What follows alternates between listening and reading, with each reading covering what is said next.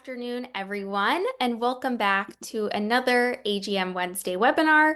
Today, we have a very special guest joining us, Laurenn Teague, who will be presenting Building a Fan-Centric Retail Strategy, Cultivating Loyalty and Community in Your Golf Shop. Laurenn knows the secret to building a great business is cultivating fandom rather than followers. She is a sought-after business strategist, an acclaimed speaker, and the founder of the re-commerce startup FanWagon. As an original sports social media lead, Laurenn spent 7 seasons as the voice of @PGA Tour and transformed how professional golf connects with fans online. She's the only strategist anywhere with a client list this diverse, including retail brands such as Cabela's and TaylorMade, tourism hotspots including the Grand Ole Opry and Tourism Alberta, sports entities including the Heisman Trophy Trust, Jason Day and Hal Higdon, and technology giants including SAP and Cisco, to name a few. Laurenn's entrepreneurial endeavors are powered by collaboration. She contributed as a consultant with Convince and Convert and Brain and Trust Partners, co-produced Sports PR Summit, co-hosted the Mom Buns podcast, and was the president of her children's co-op preschool. Laurenn used to be a single-digit handicap golfer, but now gets in 9 at a time, usually on the local par 3 course with at least one of her 3 tiny teagues. In her remaining free time, she is president of the National Speakers Association Oregon chapter and active in Women in Sports and Entertainment in the Canby Area Chamber of Commerce. Laurenn, thank you so much for being here today, and I will turn it over to you now. Justine, thank you so much, Justine, and I'm really happy to be with you in your membership today as we talk about fan-centric retail strategies. Golf is my first love, and I love being here to give back to y'all. Appreciate it. I do see some familiar faces and names in the audience today, and I'm hoping that we get to have a little bit of fun over the next hour as we talk about building these, really adding some more dynamic elements to your retail strategy. Without further ado, let's get started.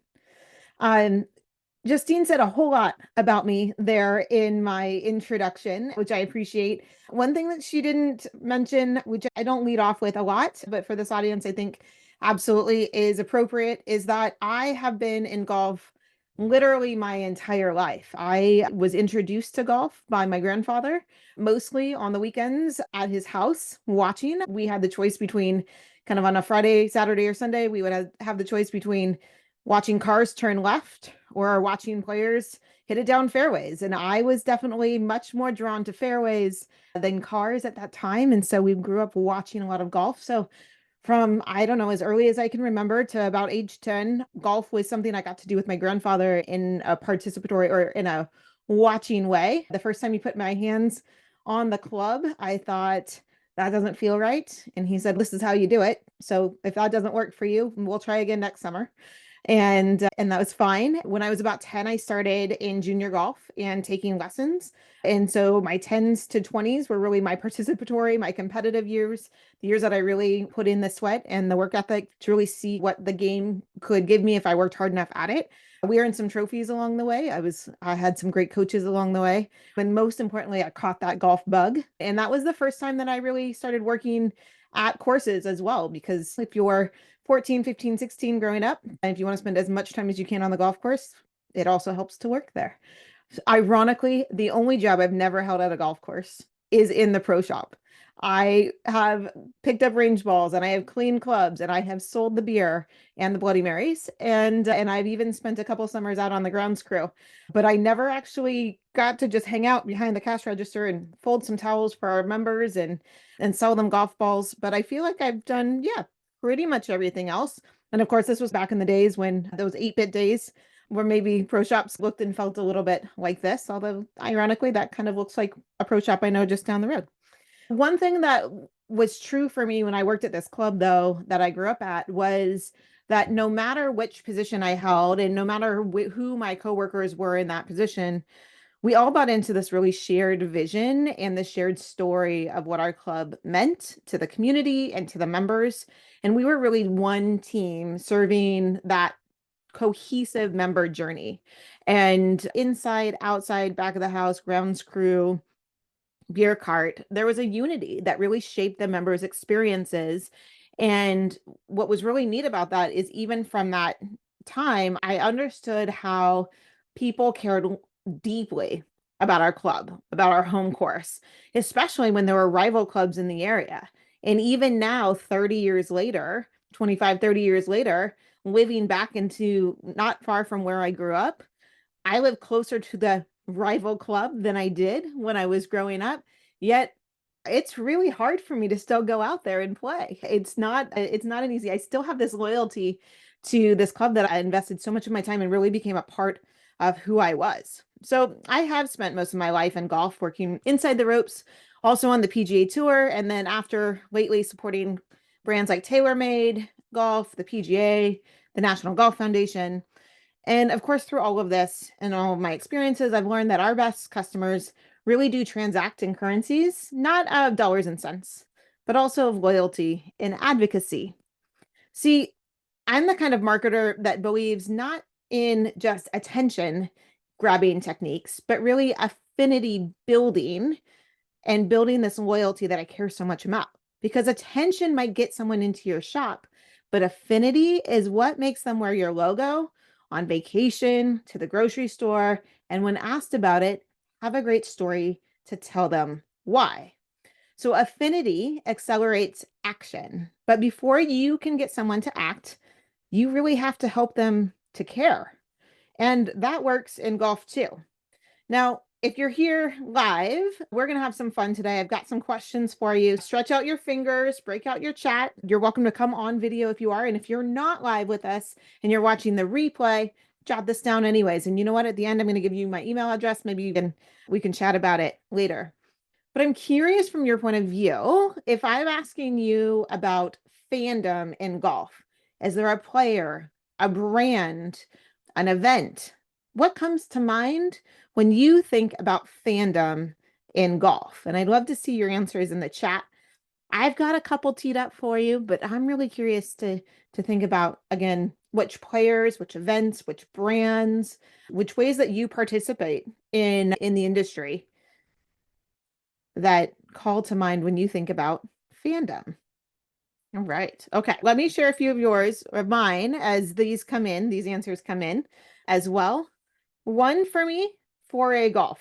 Not just because actually ended up rocking my new sweatshirt, new to me sweatshirt today, but because foray golf was really a company that spoke to players like me, really came out with a woman first design that really cares about things like inclusive sizing and inclusive models. That's a little bit more rare in golf apparel. Their fun prints, their unapologetic styles, really their mission to be encouraging women to play golf by giving them clothes that they're actually going to wear on and actually off the golf course is definitely one. Ken, you said, yeah, those kind of some of these fandom brands might also feel like influencers. So good, definitely one. Bryson DeChambeau, another, absolutely. I think also Malbon is definitely one of those brands that has transcended and is getting attention and is unapologetic in how they do that on and off the course. They're a lifestyle brand, but they're inspired by the game, right? When they borrowed this tagline from, ironically, the Masters tournament to say, we're about investing in golf, but that doesn't mean it's what that is for everybody, but it definitely is their on-course apparel, their cross-pollination into fashion, into music, into pop culture, of course, with golf at its core. Yeah, Kayla, you also said Bad Birdie and Pins and Aces. I love that. East Side Golf is the other one that I had teed up for you today because East Side really comes at this from the culture angle, right? It's celebrating a culture that has historically not been celebrated in golf, that Black culture. And it's doing that because it's being unapologetically authentic to the story of its founders.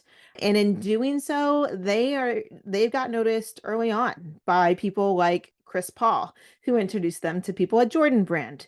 Then they did some Jordan collabs. This is a really cool way that, again, they say we're not just golf apparel, we're lifestyle apparel that inspires culture and promotes diversity in a sport that we love.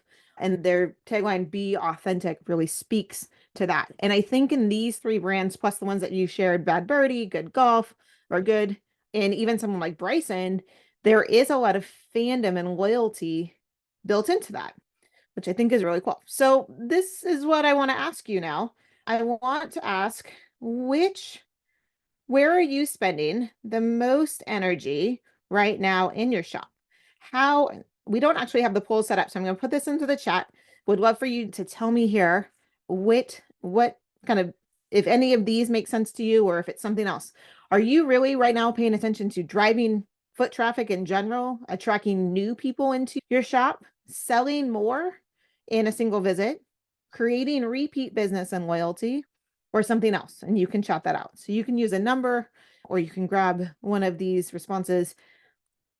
These brands that I shared with you are really thinking about building through fandom, which I believe is a way of doing that, but also by staying authentic to themselves, knowing that Ken says, yeah, that is a hard question because they're all important. But is there one that's taking more of your priority or more of your focus right now as we go into this primary summer season? Repeat business and loyalty. Ken, I think that's why you're here today. Yeah. And Justine says attracting new members and customers. So I'm seeing more loyalty. Okay, awesome. That's a good tip for the rest of the way. I told you that I used to spend the weekends with my grandfather on the couch watching PGA Tour, and I live in Portland, Oregon. So naturally, my favorite player growing up was the kid from up the road, Freddie Couples. And I remember when Freddie won his Masters.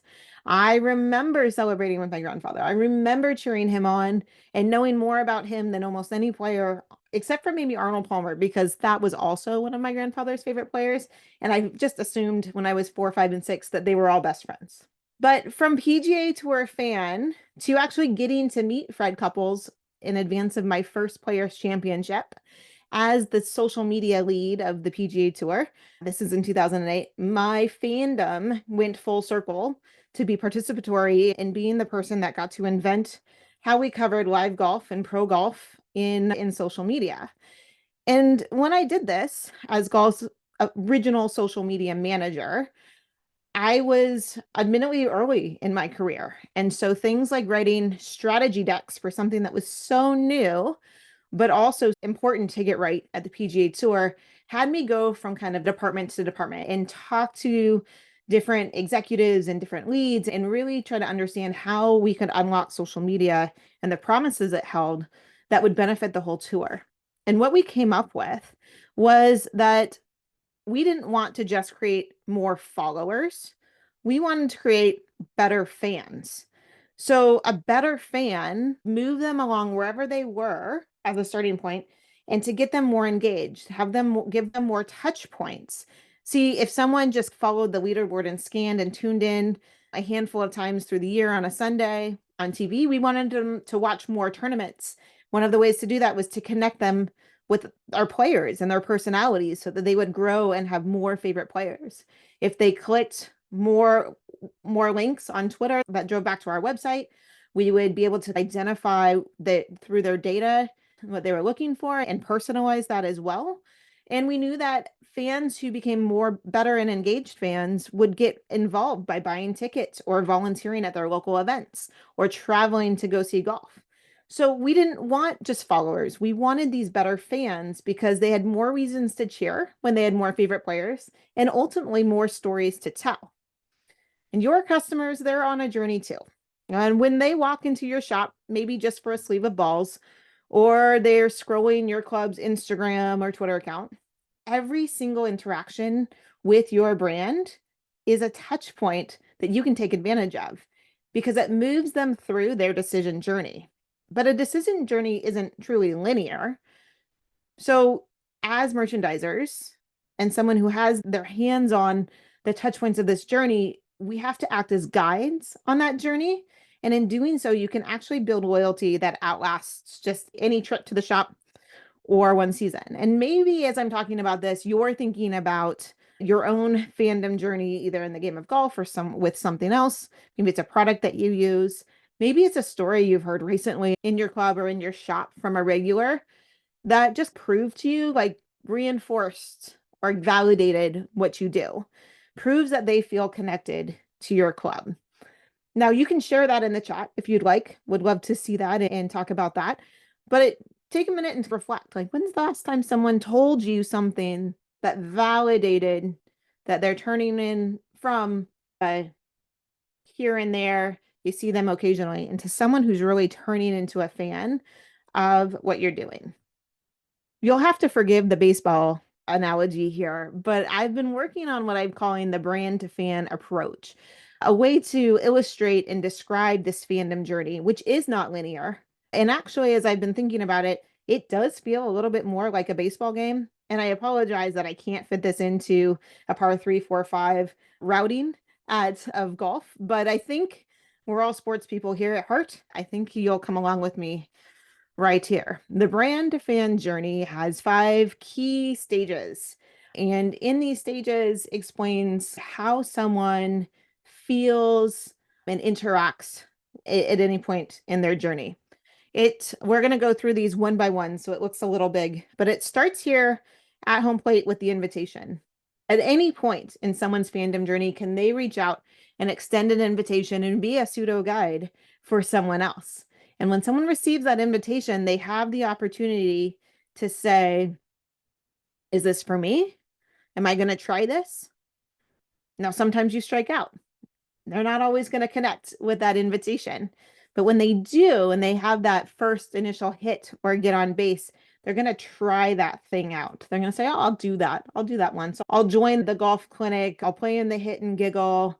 I'll try these new balls because you don't have my favorite ones in stock. They're willing to try that and make a connection point. And then if they continue to do these things, then they're building more of a relationship. And then you'll hear that actually change in how they talk about it. So instead of, I'm going to try that, or I'll see if that works, they'll say, I do. I play this ball. I'm a member of this course. I do this thing. Okay. And then as they round the bases and they get down towards third base, the tone changes again. And I'll hear people say things like, I am a golfer, not I play golf or I go out every once in a while, but I'm a golfer. I'm a member. I only play these clubs. I'm a fan of Bryson, right? I'm part of the Broken Tea Society. Those steps actually become more personal, more as part of someone's identity. And so the brain to fan approach really details this journey at every stage and how we can influence it purposely to help more people who get on base get further around in their fandom journey. Now, in fairness, some people will get thrown out of plate. Some people won't make it past a certain base, and that's okay, right? We're all on our own pace on this journey, but that's how it works. So again, that I will, being guided by others, that I do, a lot of people get here and this is where they stay, which is great. They become regulars in your shop. They become regulars at your course. That becomes an authentic extension of who they are and who they're with, who those people are. And when we can get them to round that base and really feel that what you are, what your club is, and what you're providing is part of their world and it has consonance with them, then you'll start to hear them talk differently. And I'd be curious to hear, for you to listen in and determine where people are just by how they talk about their game and their participation and their stories as golfers. And along these base paths, we have to pay attention to kind of these individual pieces, right? When someone's early on in their journey, they're seeking meaning, and a motive experience really helps with that. They want to feel seen. They want to feel like they belong. Someone becomes in part of that relationship. It's how do they become a repeat customer? If they're buying, if it's trustworthy, how do you feel like loyalty is more than just getting 10% off or a free bucket of range balls every time I buy 10, right? That kind of thing. And again, that identity piece of really belonging to something that is truly bigger than themselves. So in each of these, I've teed up a way to frame it for you, as well as a thought on maybe how to apply this in your own shops right now. When seeding that invitation, invitations are usually seeded 3 ways, because we've identified a need, or someone's identified a need for us. because it's part of our nature, our community, the things that we do. It's just around us. Or it's because of how we were brought up. Like I said earlier, I used to work at a club that is a rival to the club that I live closer to now. That nurture piece of me has created a big mental barrier into actually walking a mile up the road and joining that club versus being loyal to the one I grew up with, even though I have to jump in my car and drive 15 minutes to go there, right? So those invitations are usually sparked by need, nurture, or nature. And as I was thinking about some different ways that maybe you could try to spark an invitation, you could do it as seen on display for recommendation engines like Instagram or even TikTok, because we know that these are big influential platforms that really do spark ideas and actually ignite brands and small brands all of the time. So pick your social media platform of choice or your recommendation engine of choice, or maybe it's just because you have a favorite player and that's what they're wearing, using, watching as well. And frame that up for somebody in a different way to give them an invitation.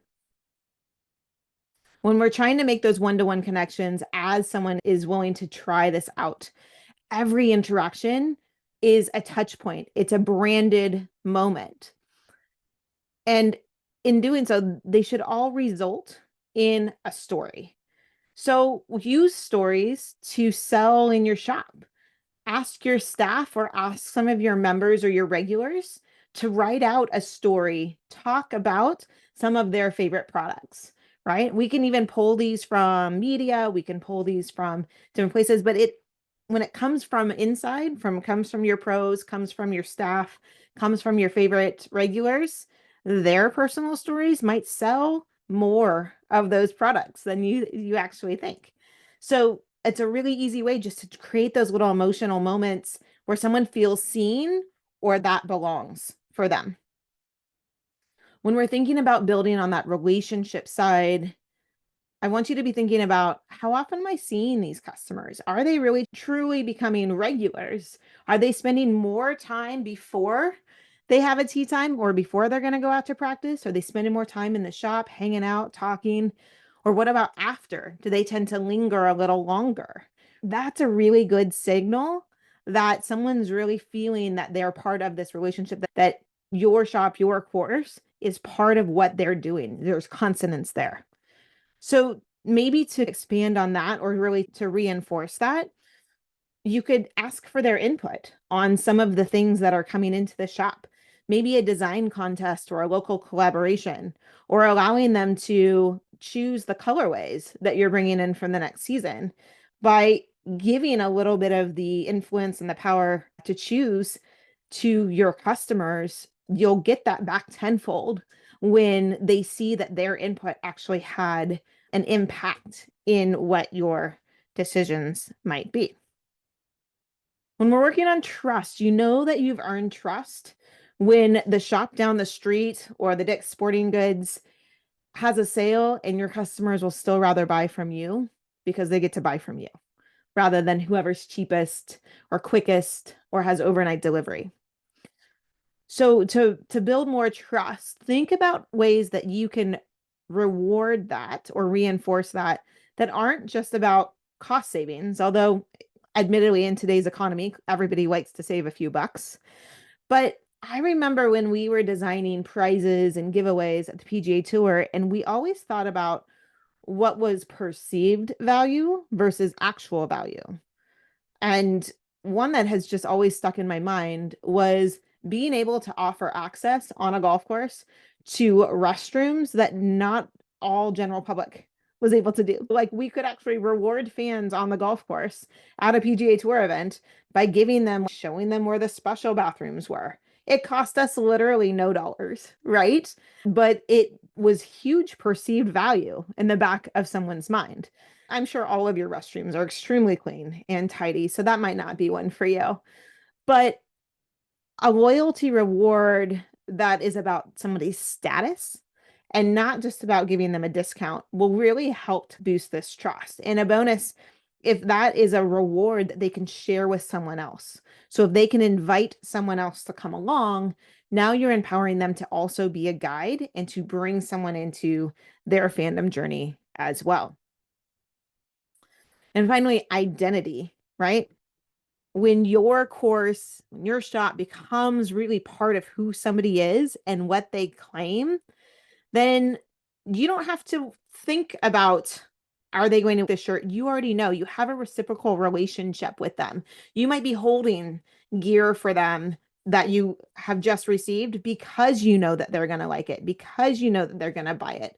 You are probably already anticipating because you know these regulars and members so well. But how can you really reinforce that identity marker as well? Potentially, you could ask them or prompt them to do some of this word of mouth on in a way that's really natural for them.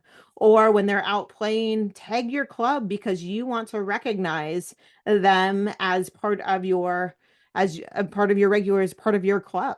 And so maybe if they're out competing or out playing in other events that aren't even at your course, just say, hey, if you tag us, we'll share that. We'll add that to our stories. We'll put it into an email newsletter. We want to know how you're doing so we can reinforce that, so we can help that. Because when they proudly wear your logo on their chest, that's one very easy way for them to bring others to you as well. See, what I've learned is a lot of merchandisers in and out of golf are focused solely on a transaction. But in order to create fans, we must focus on the things that create trust, stories, and identities. And arguably, we've had some marketing campaigns in golf as over the last 10 or 15 years, our entire industry has had to figure out where golf lives in culture and lifestyle, country club and public, YouTube or Twitter. And one of these campaigns was the PGA Tour's Live Under Par, or maybe it was Live Under Par. I'm still not sure how that worked. I appreciated that it took a lot of cues from what we had originally inspired in golf and social media, but I really felt that put a lot of emphasis on the fans and not at all enough emphasis on the players who really carried that brand forward. And the other one was Make Golf Your Thing, which, well intended, might also be one of the pushiest and least enticing ways to really spark invitations to get involved with the game of golf. Maybe it's just me and a few people that I've talked to, but it did rub some of us the wrong way. And I actually brought this up when I spoke to the National Golf Foundation a few years ago. And in doing so, I proposed an alternative. Instead of pushing on make golf your thing, I suggested we just turn our hand and open that as an invitation to bring friends to golf. That's a lot more welcoming, not this you do it, but come with me, and creating more openings that would lead to more individual exploration and ultimately more identity as golfers in this ecosystem. And I wanted to mention this because golf brands and entities that have popped up over the last decade, they are bringing their friends with them with invitations that meet people where they are and bring them into their own fandom journeys as guides. Many of you are probably familiar with For the Ladies. Abby Liebenthal is creating a safe space for female golfers of all experience and all skill. She's hosted clinics in several cities across the US, and in doing so has cultivated a community of local hosts who continue these connections long after Abby pops away for the weekend. One of my favorite parts of For the Ladies is the database that Abby and her team have compiled, and they offer that to players who want to connect in rounds, maybe in or 4 rounds in cities where they live or cities where they're traveling. I know that I can always open that list and find a player in a city that I'm traveling to, at least someone to reach out to if they can't play. Maybe I'll get a good course recommendation or a way to hop on. Abby hosts events and a travel series that really aren't typically accessible or available for female golfers of all skill levels. And they do so on the back of serving up just really consistent and well-written email newsletters and a podcast as well. So that's one great example of how that works.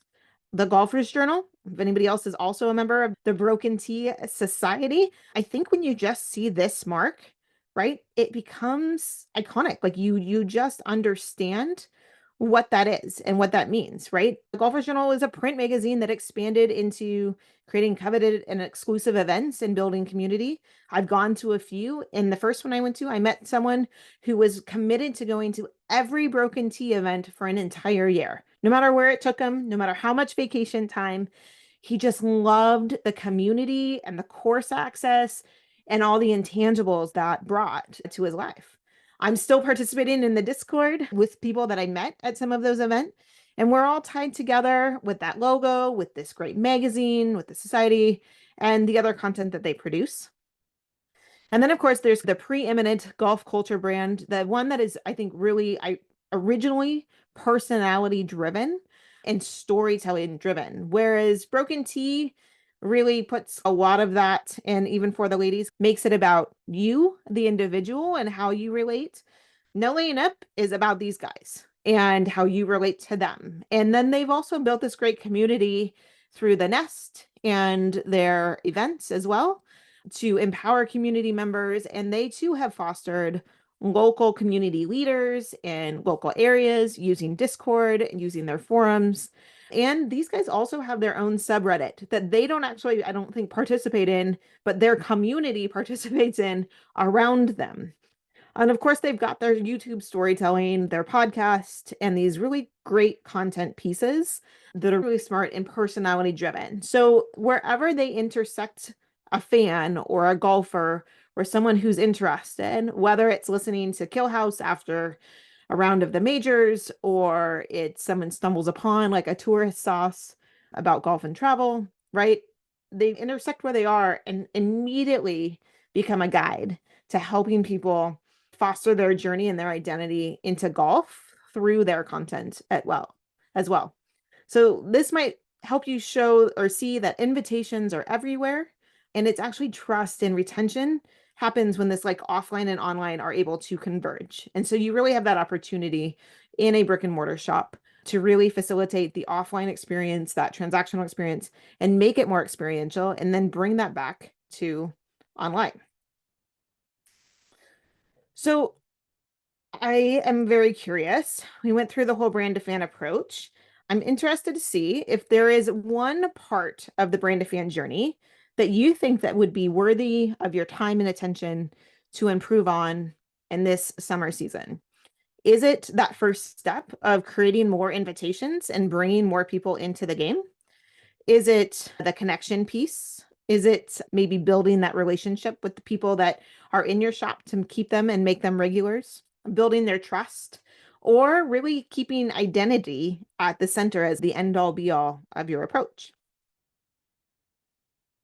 And again, you can use 1, 2, 3, 4, or 5, or you're actually, if there's something else that I didn't mention, feel free to add that into the chat as well. I'm seeing 1s, invitations, 3 and 4s as well, really deepening those relationships and building that trust with the people who you have a great opportunity with. Awesome. Awesome. Anybody else? Okay. I wonder, as you think about this, what does it look like if you are to move people just even one stage deeper in that journey? One stage different, from invitation to connection, from relationship to trust, from trust to identity. Like anyone who's been around the game for the last 20 plus years, I too have a Tiger story. My first time watching Tiger Woods play in real life, IRL, was at the 2009 Arnold Palmer Invitational, where I walked the course on a Saturday and a Sunday.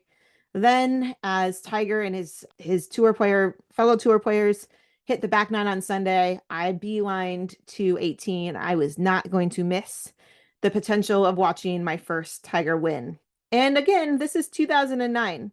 So it probably looks a little bit like going to the Masters tournament in 2005. No golf course, no phones on the golf course. In fact, as a PGA Tour employee who had to have a phone on the golf course, I maybe was the only person with a phone in a 500-yard radius as well. But what I loved about that is that as the afternoon settled in and it got later and later, we were fixated not just on the players who were coming in front of us on the 18 fairway, but we were fixated on the scoreboard and the chatter that happened around us, and really that community of fans waiting for something that we just thought magical that might happen.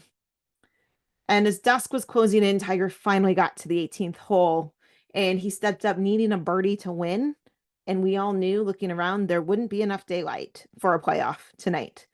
So, in everybody's mind, especially Tiger's, it was birdie or bust, right? And I remember seeing the approach shots or seeing the tee shots land right in front of us, seeing Tiger step up and hit an approach shot, not nearly as good as he would have liked, but to a safe back left part of the green where he had a very tricky multi-breaking putt to win the tournament. And we all craned, parted through the crowd to see what we could see. And I just remember the lights behind the green and the cameras popping off as we watched that ball just disappear into the hole.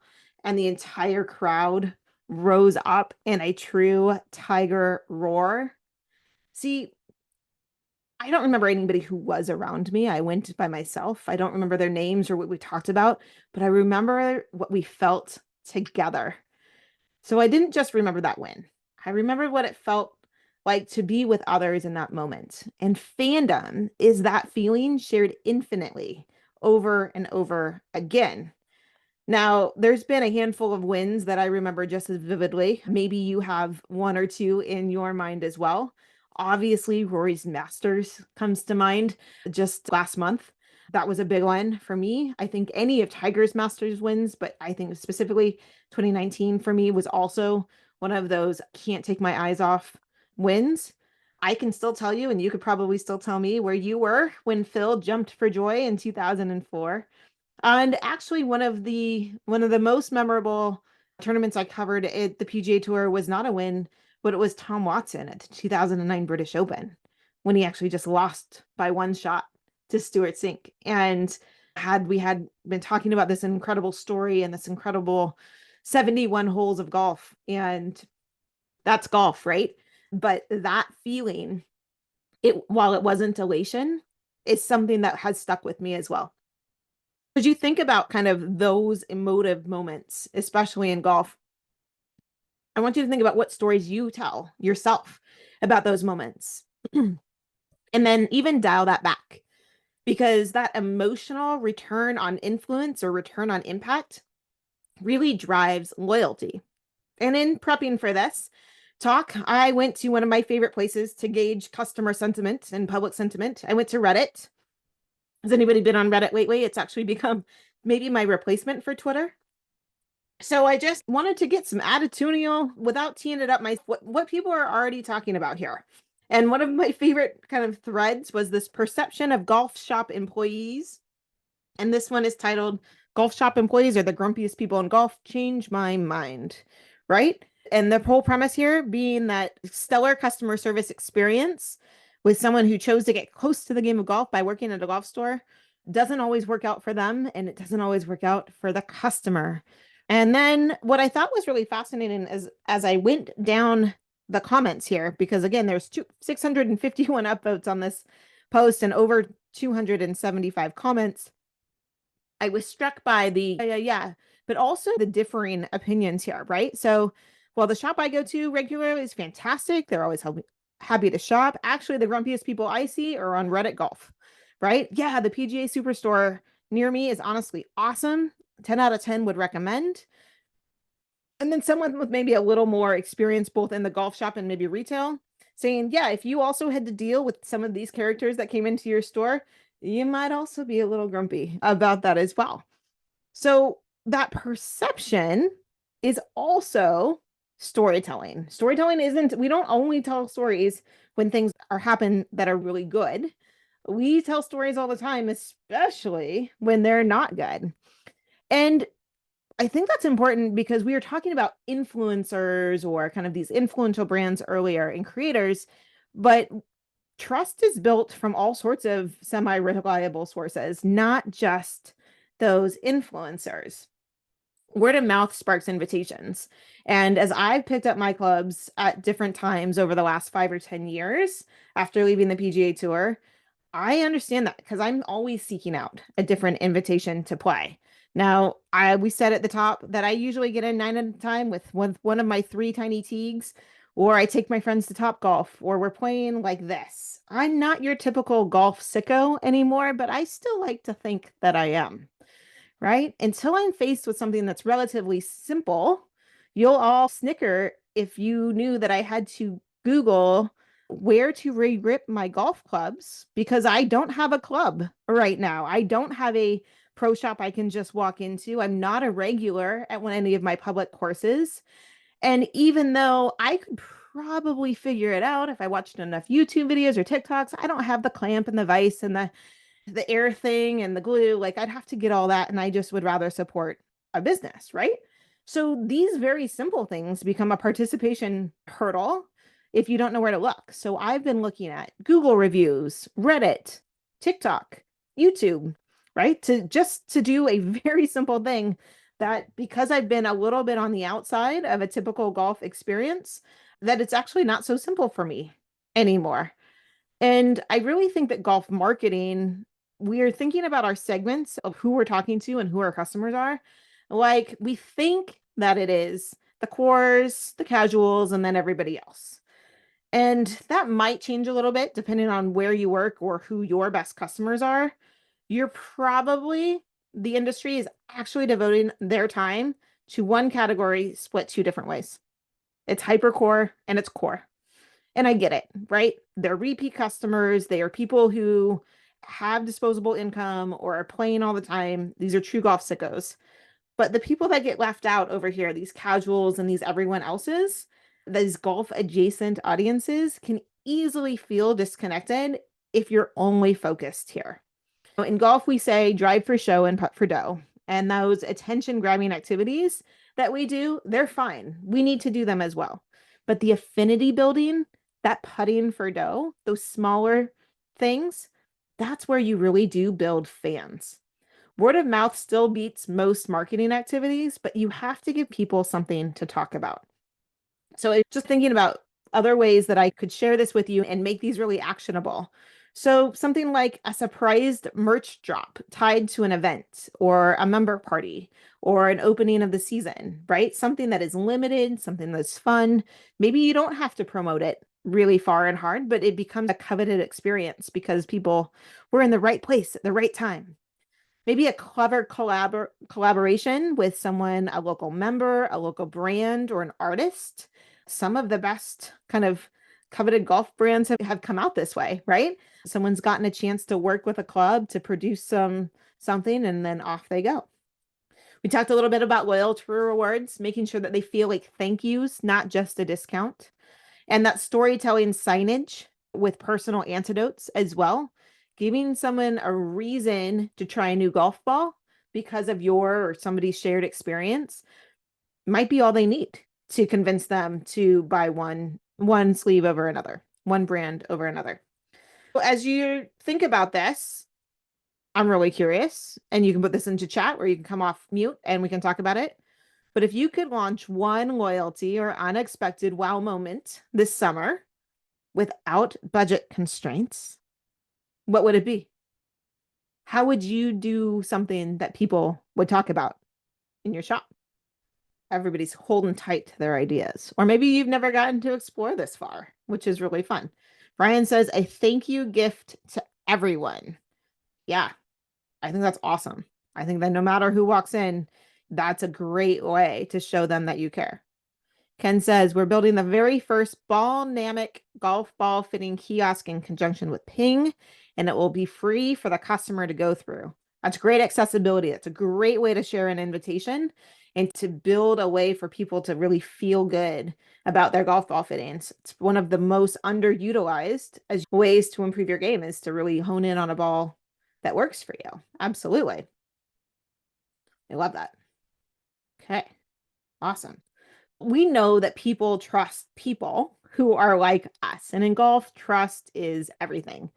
So that means that your most powerful marketers are the ones who are already wearing your brand because they don't have to. See, your shop isn't a point of sale, it's a point of story.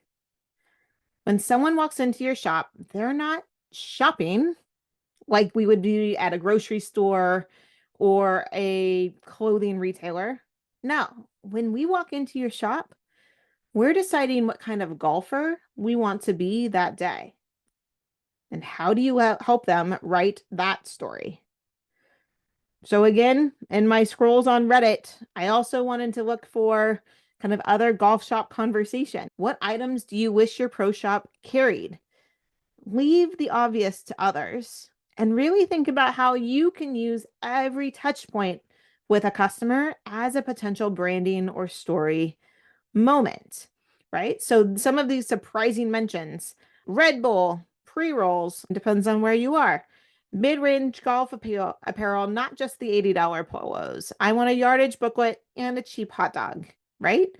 Give me a visor, give me athletic tape and band-aids, give me cheap sunnies, right? Give me some gooders and not the $200 Oakleys. I'd probably buy those every time I walked in if I didn't have them.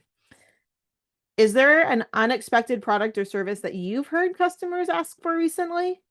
And if so, did you write it down? Did you think about how you might be able to bring that in or fulfill that wish for them? Brian, you're talking, if you mentioned thank you gifts to everyone, sometimes thank you gifts can be small. Sometimes they can be acts of service. Sometimes they can be, let me go grab a quick video of your swing and I'll give you a couple pointers, right? Let me see, let's go hit a couple putts on the green. Those kinds of thank you gifts are a little bit less tangible and even more meaningful. Having someone pick on your staff, pick a favorite item of the week and share their story and throw a little bit of a discount on that. Using a locker room mirror and sign and maybe zhuzhing up the background a little bit so people can show off their fit or on the course. That would also be something that might be a little bit unexpected, but depending on your clientele, might have great takeoff. Now, we all know that golf is a game that rewards you at the most unlikely time. And I usually the time that you're ready to just give it all up, something great happens, and then that's the thing that sticks with you. So let's use that 18th green rule and think about it in your shop. Because if someone's going to your club, your pro shop, your merchandising is part of their experience. And what will they remember? What stories will they tell when they unpack their gear at home? You can use these to spotlight your opportunities for delight, whether it's a small item, an unexpected experience, or even co-creation with your club and community that really does build connection, relationship, trust, and ultimately affinity. You don't have to do what everybody else is doing in golf to succeed. As Arnie famously said, just swing your own swing. You know your members and your clientele. You know the culture and the personality of your club and the people that you want to have in there. And so you can design that shop experience like you're building something that they will tell stories about. You don't need a viral campaign to build a powerful brand. Once you know your audience and guide their journey and give them reasons to care, this work takes care of itself. Remember that our best customers transact in these actions of loyalty and advocacy. And that shows up in a lot of places. It shows up online, it shows up in and around the club, it shows up on the golf course. And you're able to turn your customers, your buyers into believers. Now, I believe that the best brands build for the future using fandom. We can all capture attention, but it takes a brand that really cares and it takes staff and intentionality and emotion to really build a brand that has fans. So I hope that you'll pick one stage of the brand to fan journey and think about how you want to improve on that this season and then watch what happens. If we choose more putting for dough, those smaller strokes will add up really quickly. That's how affinity accelerates action. And together we can build more fans of your golf shop and of our great game together. Now, before I leave, I would also love to get your feedback. Sometimes maybe this is the first time you've ever seen me speak or heard of me. Maybe for some of you, this is 2 or 3, and I do have another session coming up. And I'd really love to know what works for you in what we've talked about today. And if you have any questions or thoughts, or you want to continue this conversation with me, if you were to scan this QR code, it takes you through just a handful of questions about this session today. It will help me prep for my upcoming session in July, which is ironically not at all really about fandom, but is about other things. I think LinkedIn and brand building on LinkedIn. But since I get to join you one more time, it would really help me out to understand what hits and what you want to hear more of from me. So if you would be so kind to fill this out, I would really appreciate it. And as a bonus, as a thank you, once you do at the end, you'll get the link to all of these slides. So you won't go home empty-handed. And I'm off to go get my clubs regripped. But I think, Justine, I think I got time for a few questions. What do you think? Absolutely. Thank you so much, Lauren. That was wonderful. I see some folks saying thank you in the chat. So couldn't agree more. This was a wonderful presentation for our members and certainly got my gears turning. But if anyone has any questions, feel free to throw them in the chat and I'm happy to read them out to Lauren, or feel free to unmute yourself and ask anything that's on your mind. Ken asked a wonderful question. He said, have you seen some golf courses doing storytelling and marketing really well? Admittedly, my purview right now has been pretty localized. We're blessed in the Pacific Northwest to have some really fabulous courses that not very many people know about, which I love. The one that keeps, there's two. There's two. One that's conventional that kind of keeps rising to the top amongst kind of the Portland golf community is a course called Wildwood Golf Club, and they are in Northwest Portland, actually northwest of Portland.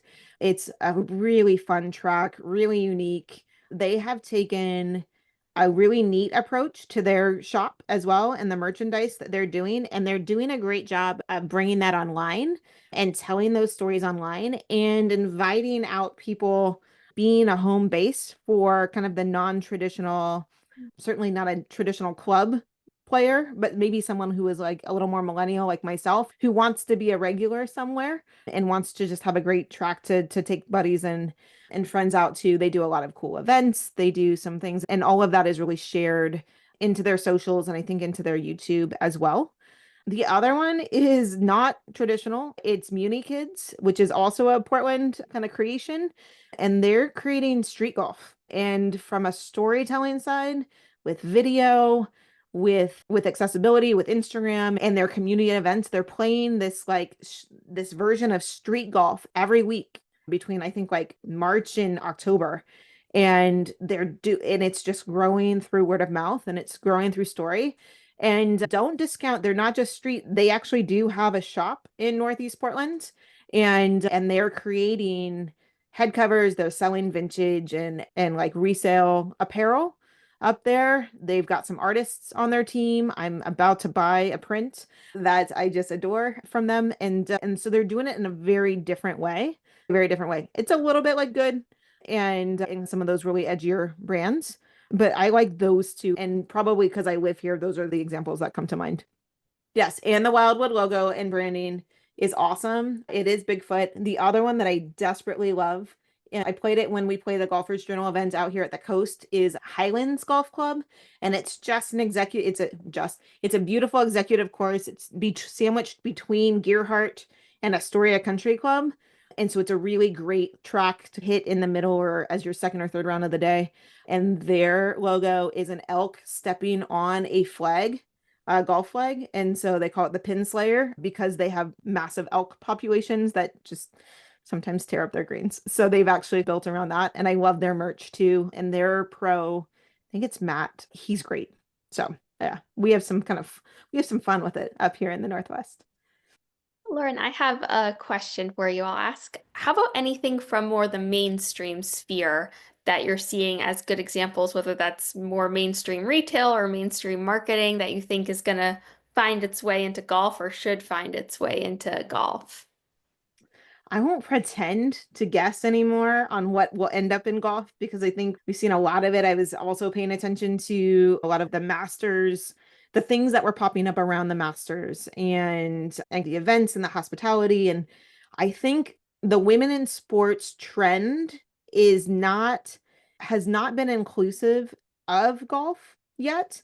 And just this week, it was announced that Michelle Wee West is joining the Together group, which is they are most famous for their Everyone Watches Women's Sports t-shirts and apparel, but they're really a group of female athletes who are pushing kind of the boundaries of women in sports inclusion in those areas. And one of the reasons why they wanted Michelle to join them was to do better in golf and bring golf along. And I think that's really important because the LPGA is the longest running female professional league in the United States. They do a great job and it felt like they had been a little bit overshadowed. So I do think that there's more women in golf focused. I hope there is. And I hope that means that there's room for kind of all kinds of women to be part of golf, right? We don't all have to look like Paige to be or be as good as Tish to be there. And I think that there's a lot of, nor do we need to be relegated to like reporting roles, right? In order to participate. And I just scratched the itch to fire back up or reclaim my mom.golf's handle on Instagram because I keep thinking that there's probably a way to represent a someone like me who is a mom and a millennial and used to be a single digit handicapper, and probably in a couple years if I really needed to I could get back there, and boy would that be great for my mental health right now. And I just think about what that journey might look like. And so I do think that women in sports angle means better fits, it means better like accessibility, it means that maybe we get a tea time before noon on the weekends at certain places where we've never been able to do it. Yeah, I would say watch out for that in general. Terrific. Love it. Thank you so much, Lauren. This was outstanding. Thanks, everyone, for being here, and we'll see you again on our next webinar. Take care. Have a great afternoon.